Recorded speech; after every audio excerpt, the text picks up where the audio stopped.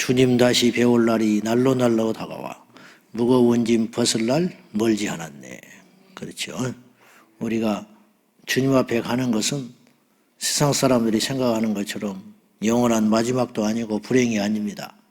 무거운 짐을 벗어 던지는 날입니다. 여러분, 소망 있는 사람과 소망이 없는 사람은 엄청난 차이가 있습니다. 제가 군대에 있을 때 보니까 학교 선생님 하시다가 오시는 거참이 있었어요.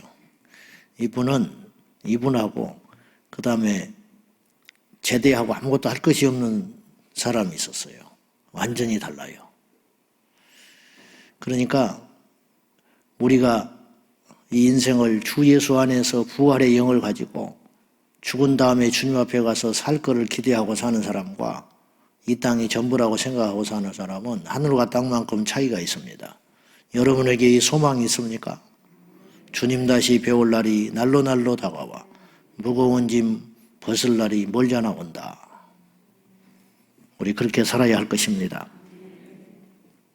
오늘 디모데전서 1장인데 이제 디모데전서, 후서, 그리고 디도서 이 세 책이 이 세 권이 남았습니다.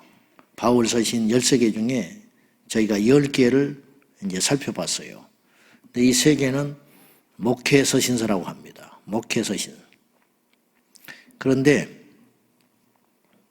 이 아시는 대로 AD 63년경에 바울이 이제 디모데 전서를 남겼는데 61년에 로마에 압송하여 도착하여 2년 동안 구류 상태에 있습니다. 그때 복음을 전할 기회를 얻게 되는데 그러나 자유롭지는 못했죠.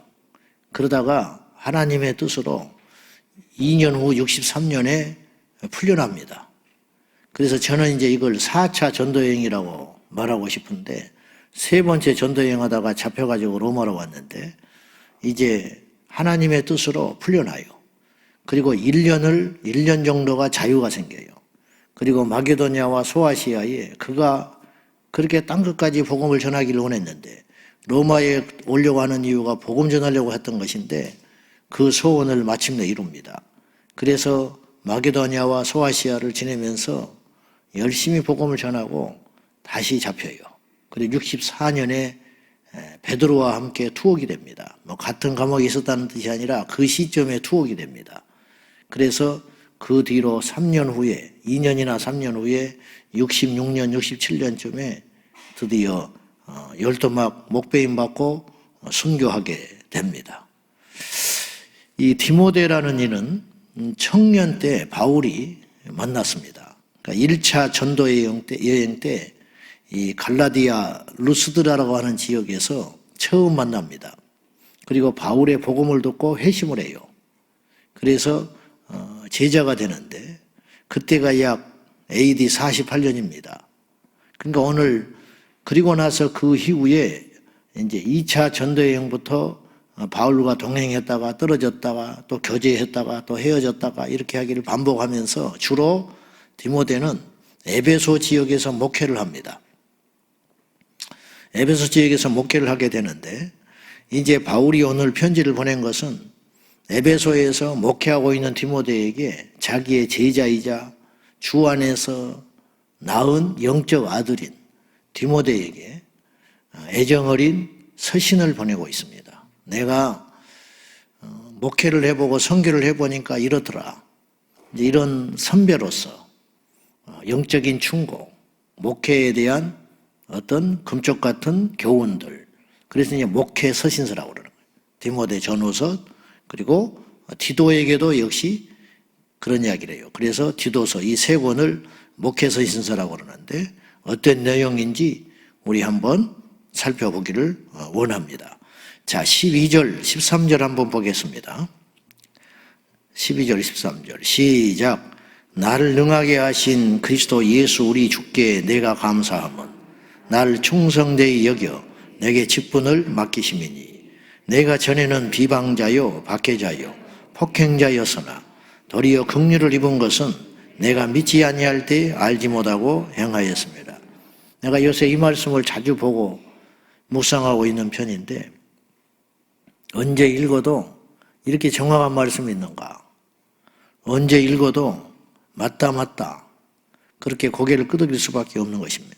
나를 능하게 하신 우리 주 예수 그리스도께 감사함은 나를 충성되이 여겨 직분을 맡기심이니. 우리가 딱 그렇습니다. 자, 한번 살펴봅시다. 이 바울의 겸손한 신앙 고백인데 바울이 한 일이 대단히 많습니다. 범상한 사람이 할 수 없는 엄청난 일을, 영적 업적들, 개인적으로 서사롭게 누구를 전도하고 살려내고 한 인생을 바꾸는, 디모데도 인생을 바꿨잖아요. 제가 전에도 언급했다시피 예수님은 구원을 이루셨다면 신학적으로 흔히 학자들이 하는 말이 바울은 기독교를 만든 사람이다. 그렇게 말을 해요. 예수님이 기독교를 만든 분은 아니거든요. 예수님은 기독교를 뛰어넘는 이 땅에 생명을 주셨는데 그걸 구체화해서 이 정착시킨 분이 바울이라는 거예요. 그래서 바울을 태우고 간 그 배는 인류 역사를 태우고 간 배다. 그렇게 이야기해요. 이건 절대 과언이 아니에요. 어떤 평범한 사람도 한 가문의 역사를 바꾸고 한 나라의 줄기를 바꾸기도 하거든요. 근데 바울이 복음을 들고 다녔잖아요. 세계 지도를 바꾼 거예요. 알다시피 바울이 아시아에 가서 복음 전하려고 했잖아요. 근데 성령이 막아서 유럽으로 가지 않습니까? 이 발걸음 하나가요, 세계 지도를 바꿨어요. 그러니 이 한 인생이 하나님께 붙들려서 할 수 있는 일이 제법 많습니다. 우리가 부족하지만은 후대에 영향 주는 건 대단히 많습니다. 그래서 차별금지법을 막자는 거예요. 너는 결국 항상 그 이야기 하냐? 그게 아니에요. 애가 타들어갔어요. 이 유럽이나 미국에 보면은 다 넘어지는 거예요. 자기들이 뭔지도 모르고 그 법을 만들었어요. 그런데 예수 믿는 사람들조차도 차별 금지하자는데 왜 그걸 반대하냐? 이런 사람이 있어요. 두루두루 잘 지내야지. 이슬람이 몰려옵니다. 지금 어마어마하게 숫자가 늘었어요. 그래가지고 이슬람이 몰려오는데 이슬람이 몰려오는 것이 그냥 지금 아무 표가 안 나지요. 인구가 적어서 그래요. 이제 5% 10% 되면요 복잡해집니다. 어마어마하게 이슬람 숫자가 늘어났습니다. 그리고 이슬람 국가가 만드는 거예요. 지금 이슬람이 대한민국을 타겟으로 삼고 있어요. 일본은 까다롭습니다. 들어가기가. 중국은 언감생심 만만치 않죠. 사회주의 국가니까. 대한민국이 제일 만만해요. 죄송한 표현이지만 호구 국가가 됐습니다. 가면 된다. 일단 불법이든 뭐든 가자. 가면 함부로 못 쫓아낸다. 불법 이민자라도 못 쫓아내요. 왜냐? 추방을 못 시키고 그들이 소송하면 또 몇 달 봐줍니다. 그러다가 또 어떻게 문기장하고 견디고 있는 거예요. 그러다가 한국 사람 만나서 결혼해버리면 그냥 나오는 거예요. 시민권자. 이게 지금 엉터리예요. 이렇게 허술해서 안 돼요. 단호하게 뭔가를 해야 되는데 그놈의 경제 매개 살린다고 좀 가난하면 어때요? 그리고 부욕해 되지도 않아요. 그걸 5.1달러 받아들여봤자 끝이 절대 좋지 않아요. 근데 지금 이렇게 무지한 행동을 하고 예수 믿는 사람들조차도 나그네를 대접하라고 그랬다. 이렇게 순진한 생각을 하고 있어요. 여러분 집에 강도가 들어와가지고 칼을 들고 설치고 총을 들고 설치는데 오신 손님이니까 식사 대접하자. 이럴 수 있습니까? 아닌 거죠. 마귀를 받아들일 수 있어요? 이단을 교회에 용납할 수 있어요? 아니죠. 회개하고 돌아와야 받아주는 것이죠. 그러니까 이게 심각하다는 거예요. 뭔 말하다가 이렇게 왔는지는 모르겠지만은 다시 돌아가서 오늘 이 새 말씀이 얼마나 은혜되고 귀한 말씀인지 몰라요. 나를 능하게 하신 주 예수 그리스도께 감사하다. 바울은 어마어마한 일을 했음에도 불구하고 무슨 이야기를 하냐면 세월이 갈수록 이제 막바지에 이르러서 이 디모데 전서를 쓴 것인데 결국은 내가 이렇게 한 주의 일도 내가 한 것이 아니더라. 주님이 능력 줬더라. 어떤 사람은요 1시간만 공부하면 1등을 해요. 어떤 사람은 날마다 책을 붙들고 있어도 중간밖에 못합니다. 근데 1등한 친구가 되게 의시됩니다. 그 재주를 누가 줬는데? 예수 안에서도 마찬가지입니다. 어떤 사람은 5달란트를 받고 태어나요.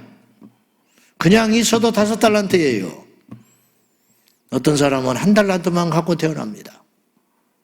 그러면 5달란트 받은 자는 교만할 이유가 하나도 없다는 거예요. 왜? 네가 한 게 아무것도 아니라는 거야. 어떤 사람은 말을 잘합니다. 어떤 사람은 기도를 하면 병을 고쳐요. 어떤 사람은 한평생 기도를 해도 감기 환자도 못 고치는데, 어떤 사람은 느닷없이 교회에 와서 첫날에 막 마음이 뜨거워지더니 손이 찌릿찌릿하더니 실제로 그래요. 막 누군가를 기도해 주고 싶어요. 어떤 분은 이런 분도 있어요. 새벽 기도 했는데 첫날 교회에 왔는데 뭐가 자꾸 들린다는 거야. 들려. 근데 뭔지를 모르겠는 거예요. 성경도 모르는 사람이 뭘 알아요. 그리고 그 다음에 기도하는데 막 입이 획 돌아가더니 방언이 터져요. 미치지요, 우리 같은 사람은. 열받아서. 안 들려오니까. 그리고는 뭐가 보인다 그러고 하나님이 쓰려고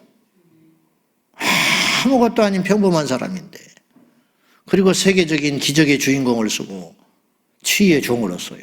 근데 하나님의 은혜를 잊어버리면 끝이 좋지 않습니다.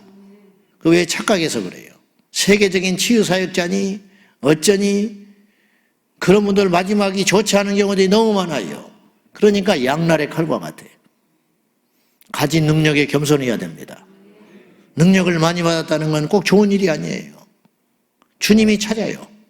내가 너에게 그렇게 많은 능력을 줬는데 어디 보자. 뭐 했냐? 그거 분명히 찾을 거예요. 5달란트 받은 자에게 주님이 찾아요. 근데 3달란트밖에 못 남겼어. 회초리 맞는 겁니다.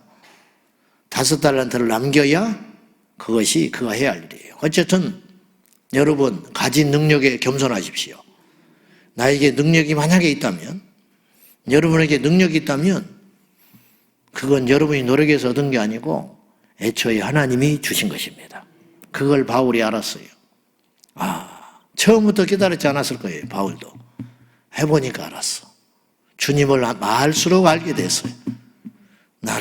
나에게 능력 주시는 분은 하나님이셨구나. 나에게 이렇게 좋은 배경에서 태어나게 해서 공부를 많이 시킨 분이 로마의 시민권자고 가말리엘 밑에서 공부를 했으니까 그 학식을 하나님이 쓰는 거예요. 그때는 쓰지 않았어요. 근데 주님 만나니까 이게 쓰임받게 되는 거죠. 그래서 이 금쪽 같은 바울 서신이 남겨진 거예요. 쓰려고. 그럼 바울이 없으면 어떻게 됐을까? 여러분, 하나님이 능치 못할 일이 없어요. 돌들로도 소리 지르게 해요. 오늘 우리가 이 자리에 없으면 이 자리가 빌 것 같습니까? 참말해. 누군가 그 자리를 채워서 이민족을 위해 기도하고 하나님이 하셔요. 그래서 나를 능하게 하신 주님께 감사하자. 그 다음에 나를 충성되이 여겨주셨다. 불충한 종이라는 거예요. 죽도록 해봤자 그분이 베풀어진 사랑을 다 갚을 길이 없다는 거예요. 내가 한 일이 별로 없다는 거예요. 근데 하나님이 예쁘게 봐줬다. 충성되이 여겼어요. 우리보다 충성된 자가 많아요. 우리보다 신실한 사람이 많습니다. 근데 하나님이 나를 딱 보시고 예쁘게 봐주셨다. 충성되이 여겨주셨다. 3번째, 직분을 맡기셨다. 직분 안 줘도 되고 다른 사람을 써도 된다는 거예요. 내가 너를 주의 종으로 불러서 복음 전하는 나팔로 썼다. 나에게 직분을 주셨다. 내가 획득한 게 아니고, 내가 어느 날 마음이 동해서 목사가 된 게 아니고, 내가 어느 날 내가 열심히 그래도 좀 해서 교회 중지자가 된 것이 아니고, 나보다 더 열심히 사람도 많고, 나보다 더 자격을 갖춘 사람이 많고, 나보다 더 신선한 사람이 많은데 웬일인지 우리는 알 수 없지만 그런 사람을 다 물리고 나 같은 사람을 불러서 이 귀한 생명 살리는 직분을 주셨다. 그거밖에 할 말이 없다. 근데 이 3마디는 결국은요, 주체가 하나님이라는 뜻이에요. 하나님이 능력 줬어요. 하나님이 충성스럽게 봐줬어요. 하나님이 직분을 맡겼어요. 우리가 한 건 아무것도 없어요. 이거 강력한 수동형이죠. 나는 그냥 있는 거예요. 그냥 있는데 하나님이 부어주셨다는 거예요. 잊지 마십시오. 우리 주님 만날 때까지 무거운 짐 벗어던지고 우리 주님 다시 만날 때까지 이거 잊지 말고 살아야 우리가 롱런할 수 있습니다. 그래야 타락하지 않습니다. 그래야 다른 사람 넘어뜨리는 흉기가 되지 않아요. 뭐나 된 것처럼 까불고 다니니까 그 사람 때문에 상처받는 거예요. 뭐가 그렇게 잘났는지 뭐 말하면 대답도 안 하고 뻣뻣하게 예수가 없어서 그래요. 영적으로 교만해서 그래요. 그렇게 살지 마셔요. 좋은 말 할 때. 물처럼. 물이 형태가 없잖아요. 물이 꽃병에 들어가면 꽃병 모양이 되고 컵에 들어가면 컵 모양이 되고 사각형 도시락에 들어가면 사각형 모양이 되고 그대로. 그러나 모든 사람에게 유익한 존재. 이게 물 아닙니까? 나도 물이 돼야 되는데 자꾸 돌이 되려고 그래요. 돌은 강하지요. 그러나 깨져요. 왜 깨지는지 아십니까? 주인의 마음이 안 돼 자꾸 두드려 맞아 깨지는 거야. 삼각형이 돼야 되는데 자꾸 고집 부리고 사각형이 되니까 석수생이가 깨버리는 거예요. 얼마나 고통스럽습니까? 우리가 그렇게 쓰임받지 말고 물이 되어서 누구에게든지 어디에서든지 어떤 일이든지 우리 하나님께 온유하고 겸손하게 쓰임받는 그날이 오겠지요? 그날이 와야지요. 이렇게는 못 살잖아요. 기억합시다. 나를 능하게 하셨습니다. 나를 충성스럽게 봐줬습니다. 내게 직분을 맡겨주셨습니다. 남 탓하지 말고 그냥 내 할 일이나 하자고. 내 할 일이나. 예. 바울이 죄인 중에 괴수라고 고백합니다. 오늘 디모데전서 1장에서. 이게 막바지에 깨달은 거예요. 죽으려고 하니까 깨달았어. 내가 죄인 중에 괴수였구나. 내가 아무것도 아니었구나.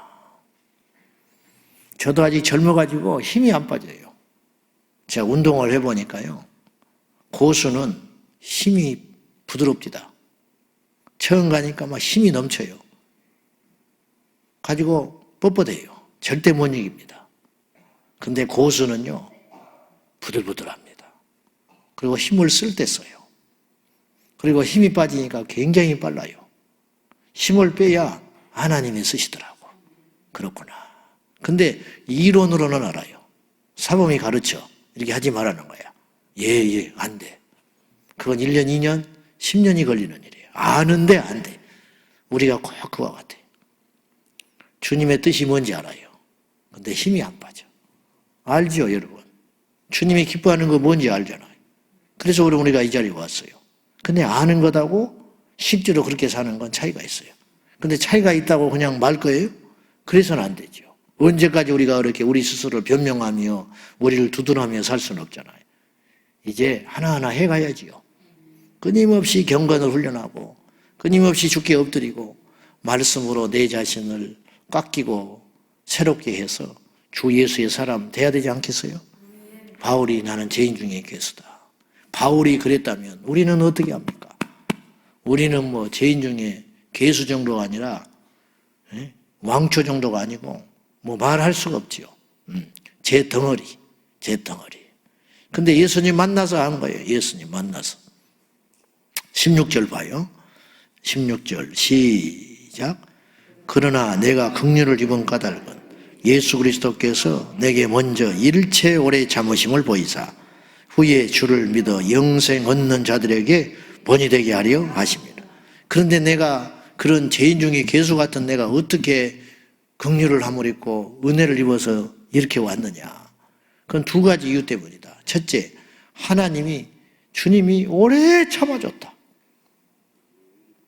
주님이 저 밟아버리면 끝나는 거예요. 손가락만 튀겨버리면 바울은 끝장나버린 거예요. 교회를 핍박하고 다닐 때, 예수 믿는 주의 종들을 잡아러 다닐 때 예수님이 참아줬어요. 무서워서 참습니까? 인물이 없어서 참습니까? 은혜로 참아준 거예요. 제가 예수 안 믿을 때요, 중고등부 예배 시골에서 토요일날 드렸거든요. 마을 회관 앞에 교회가 있었어요. 건너편에. 제가 체격이 그때 키하고 지금 똑같습니다. 내 친구들이 요 어깨 아래에 있었어요. 요만큼 있었어요. 가지고 혼자 가가지고 교회에서 나오는 친구들이 이렇게 희끗희끗 쳐다보면서 내가 조롱하고 그랬습니다. 이렇게 악한 더러운 놈입니다. 뭐가 잘났다고. 시시하게 생각하고. 세상에 헐치서서 교회 다니냐. 그런 눈초 이렇게 쳐다보면서. 그때 하나님이 나 처벌했으면 나는 끝장나는 거예요. 지내놓고 보니까 아찔아찔한 게 너무 많아. 교회에 와서도 내가 죄진 게 너무 많아. 하나님 앞에 악한 짓을 너무너무 많이 하고 살아왔어요. 근데 주님이 피눈물 흘리면서 참아주셨어요. 십자가에서. 부모가 자식을 위해서 참아주듯이. 제가 언제 사람 되겠지? 사춘기 넘어가면 사람 되겠지? 대학 가면 사람 되겠지? 직장 잡으면 사람 되겠지? 장가 가면 사람 되겠지? 계속 기회를 주고 참아주는 거예요. 하나님이 참아줬어요. 그래서 긍휼을 이번 까닭이 주님께서 길이길이 참아주셔서 내가 긍휼함을 입었다. 두 번째는 뭐냐? 본이 되게 하시려고 나 같은 놈도 살려주셨는데 하나님이 쓰지 못할 사람이 누가 있겠냐? 바울을 봐라. 실제로 그랬을 것 같아. 야, 바울을 봐라. 바울이 어떤 사람이냐? 저 교회에 박해하고 다녔던 사람이잖아. 스데반 죽을 때 옆에서 보증 섰던 사람이잖아. 근데 복음을 전해, 야, 우리도 하나님이 용서해 주실 수 있어. 그럴 거 아닙니까? 응? 어떤 큰 죄인이 강단에 서서 울면서 여러분 나는 이렇게 더러운 놈입니다. 근데 내가 오늘 이 자리에 섰습니다. 그러면 여러분들이 큰 위로를 받을 거 아니에요. 셀 리더가 인도하면서 보따리를 풀어놓습니다. 내가 옛날에 이런 놈이었어. 그러면 식구들이 그렇구나. 내가 지금 겪고 있는 문제를 저분도 겪었구나. 내가 지난날에 지었던 잘못들을 이분도 몰랐을 때 했구나. 근데 이분이 이렇게 하나님께 쓰임받는 순간이 있구나. 나도 소망이 생겼다. 나도 저리 될 수 있어. 그렇게 다른 사람들로 하여금 소망을 일으키는 본이 되게 하시려고 하나님이 나를 쓰시더라. 한치 오차도 없이 쓰시는 주 하나님의 역사하십니다. 그래서 바울이 걸어가는 행정마다 예수 향기가 나는 거죠. 예수님이 드러나는 것이죠. 우리도 주님 앞에 그리 쓰임 받기를 예수님의 이름으로 축원합니다. 속으로 교만한 자가 의로운 자가 아니고 용서받은 죄인이 의롭다는 것을 잊지 마시고 우리 주님 앞에 이리 쓰임 받기를 원합니다. 오늘 불행히도 하나님을 대적하여 멸망길로 갔던 두 사람이 나와요. 알렉산더와 후메네오입니다. 이들이 어떤 사람이냐? 이들은 19절 봐요. 자, 시작. 믿음과 착한 양심을 가지라. 어떤 이들은 이 양심을 버렸고 그 믿음에 관하여는 파선하였느니라. 예수 믿는 사람 모름지기 두 개를 갖고 있어야 돼요. 양심과 믿음. 바나바는 착한 사람이고 성령이 충만했다고 그랬어요. 이 두 가지가 있어야 돼요. 예수 믿는 사람이 되게 약해요. 믿음은 있는데 약해. 그 믿음 아니에요. 어떤 사람은 더 선하기만 해. 근데 믿음이 없어. 속 타는 거지요. 이 두 가지를 양쪽에 딱 차야 돼요. 아멘. 양심과 믿음, 선함과 믿음, 기도의 능력과 말씀의 올바른 지식, 이것이 차서 세상에서 지탄받지 말고 세상에 나가서 손가락질하지 말고 그리고 안으로는 영적인 능력이 있어서 영적 세계를 간파하고 세상 사람들이 알지 못하는 영적 세계, 그러나 영적 세계만 가지고는 안 되는 거지요. 왜냐? 세상 사람들이 이해 못하니까. 그래서 이 두 가지를 가지라. 그런데 이걸 깬 사람이 있었다. 그건 뭐냐? 알렉산더와 후메네오. 아마 양심도 없는 사람이고 그렇게 살더니 악하게 살더니 결국은 믿음에서 떠나버리고 말더라. 이런 말이에요. 교회에 와서 사기치고 돌아다녀. 근데 기도를 많이 해. 양심 없는 사람이에요.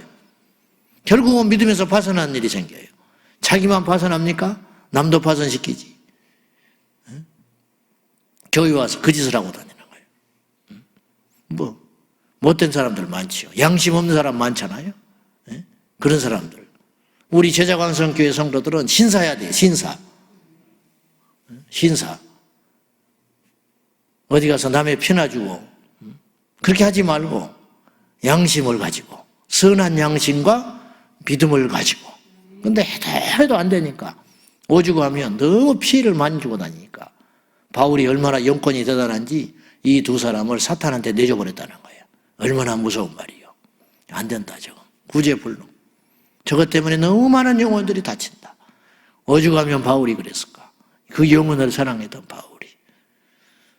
누구도 예의할 수 없으니 우리가 이 두 개의 무기를 확고하게 쥐고 양심과 믿음을 손에 쥐고 덕을 이루고 또한 믿음으로 승리하고. 세상에서 뭐하러 손가락질 받습니까? 예수 믿으면서 그렇게 하지 말고 세상을 감동시키고 세상을 굴복시키고 당당하게, 그래야 복음을 전할 기회를 얻지요. 우리가 그러니 얼마나 뼈저리게 바르게 살아가야 되겠습니까? 가족에서, 형제에서, 이웃에게서 손가락질 받지 말고, 박수까지는 못 받더라도 우리 모두가 손가락질은 받지 말아야지요. 이런 선한 양심으로 하나님께 영광 돌리는 저와 여러분 되시기를 축복합니다. 기도합시다. 여러분, 우리 주님이 다 주셨습니다. 우리 주님이 다 하셨습니다. 우리는 할 것이 아무것도 없고 했다고 말할 것도 아무것도 없습니다. 우리가 안 하면 주님이 또 다른 사람을 써서 하실 것입니다. 부족함을 통하여 영광 받으시는 주님을 찬양하며 이 시간 기도할 적에 주여 평생 겸손하게 하소서. 평생 하나님의 은혜 잊지 않게 하여 주십시오. 다 같이 기도하겠습니다. 살아 역사하시는 아버지 하나님, 오늘도 우리를 이 자리에 불러주셨습니다. 우리를 능하게 하셨고 우리를 충성되이 여겨주셨고 우리에게 직분을 맡겨주셨습니다. 죄인 중에 왕초 같은, 죄인 중에 두목이요 개수 같은 우리를 부르사 주님께서 참아주시고 길이길이 은혜를 입혀주셔서 우리를 통하여 다른 믿지 않는 자들에게 소망을 주시고 연약한 자들에게 소망을 주시고, 저 사람도 쓰임받았다면 우리도 쓰임받을 것 아니냐. 하나님께서 우리가 범죄할 때마다 손대셨다면 우리는 마땅히 지옥에 가서 고통받아야 할 터인데, 긍휼에 풍성하신 하나님의 은혜가 오늘 우리를 여기까지 인도하여 주셨습니다. 잊지 말게 하소서. 죄인임을 잊지 말게 하시고 용서받았음을 잊지 말게 하시고 한시도 긴장감에서 떨어지지 않게 하시고 우리가 받은 사명을 잊지 아니하고 하나님께 나아가는 겸손한 날이 되게 하시고 날마다 예수님 닮아가게 하소서. 날마다 예수님 닮아가게 하여 주십시오. 우리 안에 그리스도의 영상이 일어날 때까지 우리 주님 앞에 기도하지를 쉬지 않게 하시고 말씀으로 우리를 다져서 선한 양심과 믿음으로 승리의 삶을 살게 하여 주시옵소서. 아버지 하나님, 우리를 능하게 해주셔서 감사합니다. 우리를 충성되이 봐주셔서 감사합니다. 또한 우리에게 천하보다 귀한 직분 주셔서 감사합니다. 우리 평생에 잊지 말게 하소서. 남의 허물이 돌아올 때 내 허물을 먼저 보게 하시고 다른 사람들의 타락을 보면서 손가락질할 것이 아니라 나는 더 타락할 수 있는 존재임을 알고 긴장하게 하여 주시옵소서.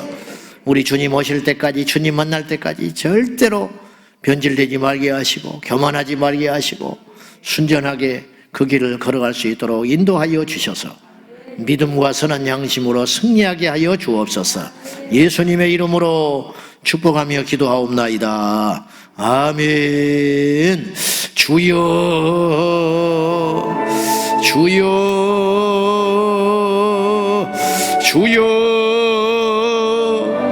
살아계신 하나님, 우리를 불쌍히 여겨 주십시오.